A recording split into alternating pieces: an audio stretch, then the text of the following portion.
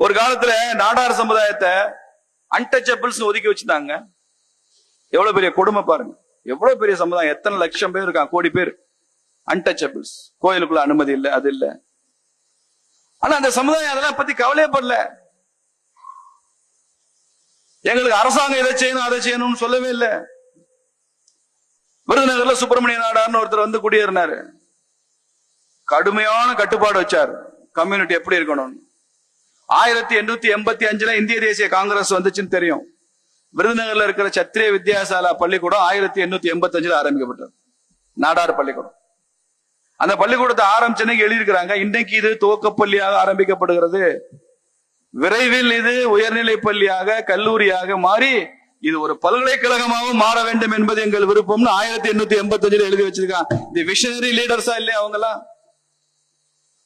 அதனால அவங்க என்ன திட்டம் கொண்டு வந்தாங்க தெரியுமா? பிடியரிசி திட்டம்னு ஒண்ணு கொண்டு வந்தாங்க. ஒவ்வொரு நாடார் வீட்லயும்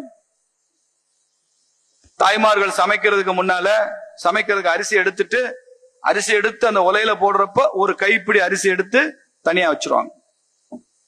அதுக்கு பேரு பிடி அரிசி. இந்த உலையில போடுற அரிசி எல்லாம் குடும்பத்துக்கு எல்லாரும் சாப்பிடுறதுக்கு. அப்புறம் இந்த ஒரு பிடி புடிச்சு எடுத்து வைக்கிறாள் அந்த அக்கா, அது அந்த சமுதாயத்துல உள்ள எல்லாரும் சாப்பிடுறதுக்காக எடுத்து வச்சாங்க. பிடி அரிசி திட்டம். திரும்ப மாச கடைசியில வந்து ஒருத்தர் அதெல்லாம் வாங்கிட்டு போயிடுவாரு, கலெக்ட் பண்ணுவாரு, அதை சந்தையில விற்பாங்க. அந்த பணம் நாடார் மகாஜன சங்கத்துக்கு போகும். மகமைன்னு ஒரு சிஸ்டத்தை அறிமுகப்படுத்தினாங்க. என்ன வாங்கினாலும் வித்தாலும் இப்ப கவர்மெண்ட் டாக்ஸ் போடுதுல, சேல்ஸ் டாக்ஸ், அது மாதிரி அப்ப அந்த காலத்து சேல்ஸ் டாக்ஸ் தான் மகமை. இப்பயும் இந்த மகமை சிஸ்டம் இருக்கு, அது அந்த சமுதாயத்துக்கு. சரி, இவ்வளவு பணம் கலெக்ட் பண்றாங்களே, பிடி அரிசின்னு சொல்றாங்களே, இதெல்லாம் எதுக்கு? எஜுகேஷன், கல்வி கொடுக்கறதுக்கு, பள்ளிக்கூடம் நடத்துறதுக்கு, கல்லூரி நடத்துறதுக்கு, கோவில்கள் கட்டுறதுக்கு. அப்படி சின்ன சின்னதா சேர்த்து வச்ச பணத்துல தான் 28 லட்சம் ரூபாய் சீடு மணி கொடுத்து ஆரம்பிக்கப்பட்டதுதான் தமிழ்நாடு மெர்கன்டைல் பேங்க். நாடார்களது உழைப்புல வியர்வையில உருவானதுதான் தமிழ்நாடு மெர்கன்டைல் பேங்க். 28 லட்சம் ரூபாய் தான் சீடு மணி. உலகத்திலேயே தமிழ்நாடு மெர்கன்டைல் பேங்க் மாதிரி ஒரு சக்சஸ் ஸ்டோரி உலகத்திலே கிடையாது. 28 லட்சம் ரூபாய் சீடு மணியில ஆரம்பிச்சு இன்னைக்கு கோடிக்கு டெபாசிட் வச்சிருக்கிற வங்கி அந்த வங்கி. அமெரிக்கால பெரிய பெரிய நிறுவனங்கள், கார்பரேட் வங்கி எல்லாம் மூடிக்கிட்டு இருக்கான். உலக பொருளாதார நெருக்கடியில 2008 தமிழ்நாடு மெர்கன்டைல் பேங்க் கம்பீரமா நடை போட்டுச்சா இல்லையா? ஒரு சமுதாயம் நடத்துற வங்கி. இன்னைக்கு அது கார்பரேட்டைஸ் ஆயிடுச்சு. இன்னைக்கு அது முழு ஓனர்ஷிப் கம்யூனிட்டி கிடையாது. ஆனாலும் அந்த பேர் சொல்றதுல அவங்களுக்கு பெருமை இருக்குல்ல. எப்படி முன்னுக்கு வந்தாங்க? சரி, அவங்க பள்ளிக்கூடம் நடத்துறாங்க, அவங்க கோயில் கட்டினாங்க, அவங்க கல்லூரி கட்டினாங்க. நேத்து வரைக்கும் என்னை கோயிலுக்குள்ள வரக்கூடாதுன்னு சொன்னேன் இல்ல? ஆமா சொன்னேன். இன்னைக்கு நான் கோயில் கட்டியிருக்கேன்ல? ஆமா, நீ வராத அப்படி சொன்னாங்களா? நேத்து வரைக்கும் என்ன உன் கோயில் விட மாட்டேன் இல்லடா? ஆமா. நீ கட்டின கோயில்ல நான் கட்டின கோயிலுக்கு நீ வராதடா அப்படி சொன்னாங்களா? இல்ல. ஒரு சைனீஸ் பழமொழி இருக்கு, you drew a small circle and kept me out. நீ ஒரு சின்ன வட்டம் வரைந்தாய், என்னை வட்டத்திற்கு வெளியில் வைத்தாய். ஆனால் நான் ஒரு பெரிய வட்டம் வரைவேன், உன்னை வட்டத்திற்கு உள் வைத்துக் கொள்வேன் அப்படின்னு சொன்ன. ஏன்னா எனது அணுகுமுறை இன்க்ளூசிவ், எக்ஸ்க்ளூசிவ் இல்ல. நாடார் சமுதாயத்தினுடைய மெசேஜ் அதுதான். You drew a small circle and kept me out, but I will draw a bigger circle and I will keep you in. உன் கோயிலுக்கு என்ன வரவிட மாட்டேன்ட்ட, பரவாயில்ல ராசா, நான் கோயில் கட்டியிருக்கேன், என் கோயிலுக்கு நீ வா அப்படின்னு கூப்பிட்டாங்க. என் பள்ளிக்கூடத்துக்கு வா படிக்க கூப்பிட்டாங்க, என் கல்லூரிக்கு வா படிக்க கூப்பிட்டாங்க. நானே நாடார் காலேஜில் படிச்சு வந்தவன் தான். அங்க எந்த காஸ்ட் டிஸ்கிரிமினேஷன், ஜாதி ரீதியான பாரபட்சமே கிடையாது. அப்போ பாருங்க, ஒரு சமுதாயம் எந்த அளவு உயருது பாருங்க. காமராஜர் உயர்த்திட்டு போயிட்டாரு. இத மாதிரி அவருக்கு ஒரு அவப்பெயர் வேற வேணும். 9 வருஷம் சிஎம் இருந்த ஒருத்தர் 1885 காமராஜர் பிறக்கிறதுக்கு 18 வருஷத்துக்கு முன்னால ஸ்கூலும் காலேஜ் ஆரம்பிச்ச ஒரு ஜாதியை வளர்த்து விட்டாருன்னு சொல்றதெல்லாம் அது அவரது புகழுக்கு அழகல்ல. அப்படி சொல்லக்கூடாது, அப்படி வளர்த்து விட முடியாது. தமிழ்நாட்டினுடைய ஜிடிபியே ரொம்ப குறைச்சு 1950கள்ல. இந்தியாவே வறுமை நாடு, சாப்பாடு இல்ல, பட்டினி. காமராஜர் கனடாவில இருந்து கேர் நிறுவனத்துல கோதுமையை கடனா வாங்கி இலவசமா வாங்கி நம்ம ஊர்ல பிள்ளைகளுக்கு சத்துணவு கொடுத்தாரு. உலகம் எல்லாம் நான் போய் பிச்சை எடுக்கிறேன்டா, நீ படிடான்னு சொன்ன ஒரு காமராஜர். நான் போய் பிச்சை எடுக்கிறேன், நீ படி, நீ படிக்கிறதுக்கு தான் நான் பிச்சை எடுக்கிறேன். அப்படி சொன்னவர் அவரு. அந்த சமுதாயத்தினுடைய முயற்சி பிரம்மாண்டமா வந்தாங்க.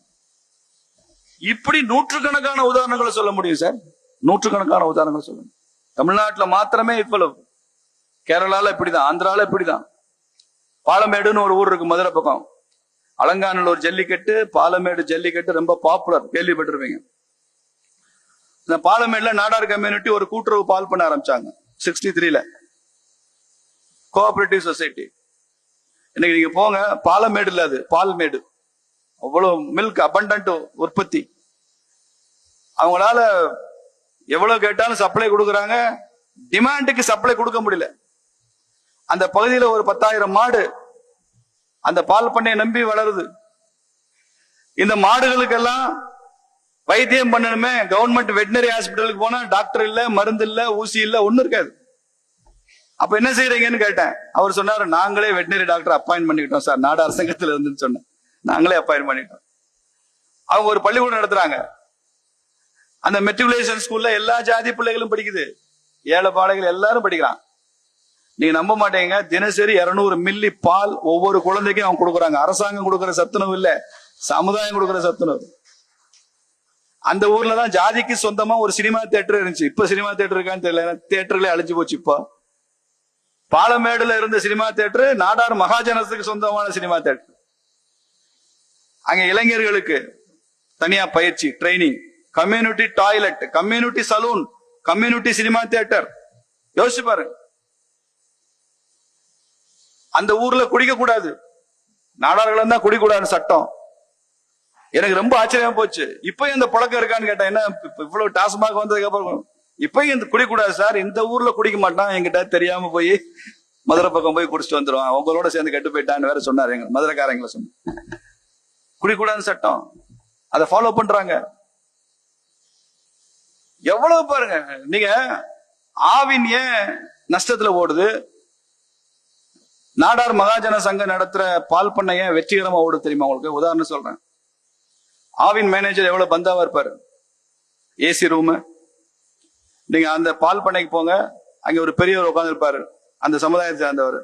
பழைய கால டெஸ்கை வச்சுட்டு கீழே பாய வச்சு உட்காந்துருப்பாரு. பால் ஏத்திக்கிட்டு லாரியில 2-3 லோடு லாரி மதுரை நோக்கி போகும். இப்ப அந்த பால் பண்ண கணக்கு எழுதுறாருல, அவருக்கு மதுரையில வேலை இருக்குன்னு வச்சுங்க. மதுரையில எனக்கு வேலை இருக்கு, இந்த லாரி அங்கேதானே போகுது, நானும் ஏறிக்கிறேன், அந்த லாரியில ஏறி வரக்கூடாது. அவர் வேலைக்கு அவர் டவுன் பஸ்ல தான் மதுரைக்கு போகணும். ஆவின் மேனேஜர் அப்படி கட்டுப்படுத்த முடியுமா? அவன் ஏசி கார்ல அவனுக்கு வேலை இருக்கோ இல்லையா, அவனும் பொண்டாட்டி ஊரெல்லாம் சுத்துறதுக்கு ஏறி போயிட்டு இருப்பான். அதனால ஆவின் நஷ்டத்துல ஓடும், இது லாபத்துலதான் ஓடும். இப்ப இத பாருங்க, இத பார்த்துட்டு பல பேர் அதை ஆய்வு செய்யறாங்க, ஸ்டூடெண்ட்ஸ் எல்லாம். அதெல்லாம் ஒரு கூட்டுறவு சங்கத்தினுடைய வெற்றியா தான் காமிக்கிறானே தவிர ஒரு ஜாதியின் வெற்றியா காமிக்கிறதுக்கு அவனுக்கு துப்பு கிடையாது. இது கோஆபரேட்டிவ் சொசைட்டியோட வெற்றியாது. அப்படின்னா தமிழ்நாட்டில் கோஆபரேட்டிவ் மூவ்மெண்ட் வெற்றி அடைஞ்சிருக்கணுமே, மிசரபிளி ஃபெயில்டு. இது ஒரு சமுதாயத்தின் வெற்றி என்பதை எப்போது நாம் புரிந்து கொள்கிறோமோ அப்போதான் நமக்கு இதனுடைய அருமை தெரியும். இதெல்லாம் பார்த்து அந்த ஊர்ல மற்ற ஜாதிக்காரன் சேர்ந்து ஒரு கோஆபரேட்டிவ் சொசைட்டி ஆரம்பிச்சாங்க அந்த ஊர்ல. இதெல்லாம் நீங்க வந்து பார்க்கணும். இது பராசக்தி பால் பண்ண, அது இன்னொரு பேர்ல ஒரு பால் பண்ண ஆரம்பிச்சாங்க. அதுல நாடார் தவிர மத்த எல்லாரும் அந்த பால் பண்ணையில மெம்பர் ஆகி ஆரம்பிச்சாங்க. ஓ, நாடாருக்கும் இவங்களுக்கும் போட்டியோ? நம்ம புத்தி அப்படித்தான் யோசிக்கும். போட்டியில இல்ல, ஒண்ணுக்குள்ள ஒண்ணு ஒத்துழைப்பு. இவர் பால் ஆர்டர் எடுப்பாரு, ஒரு வாரத்துக்கு முன்னால எடுத்துருவாரு. திடீர்னு பால் ஷார்டேஜ் ஆச்சு, ஒரு 5000 லிட்டர் பத்தல. அங்க போன் பண்ணா அவரு கொண்டு வந்து சரிங்க ஆச்சு நான் கொடுக்குறேன்னு அவர் அந்த 5000 லிட்டர் அவரு கொடுத்துருவாரு. இவங்களுக்கு ஒரு பணம் டேர்ன் ஓவர் பத்தல, டிரான்சாக்சன் கொஞ்சம் பணம் முடையா இருக்கு, இவர் பணத்தை அங்கே கொடுப்பாரு, அவரு பணத்தை இங்கே கொடுப்பாங்க. பரஸ்பரம் ஒற்றுமை உணர்வுடன் அந்த ஊர் இன்னைக்கு உச்சத்துல போய்கிட்டு இருக்குது.